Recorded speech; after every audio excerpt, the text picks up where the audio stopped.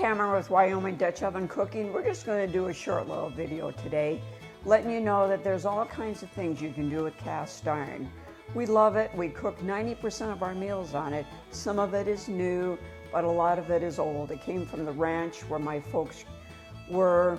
A lot of it's Griswold and Wagner. But what we're going to do is a simple little lunch today, a grilled ham and cheese sandwich. Can't go wrong on that. And of course, you have your bread and you butter both sides.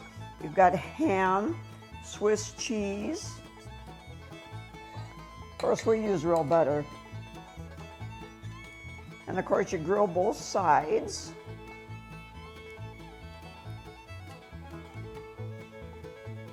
Butter both sides.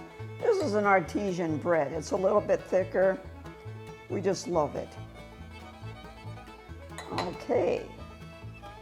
We're going to put this over here on our grill.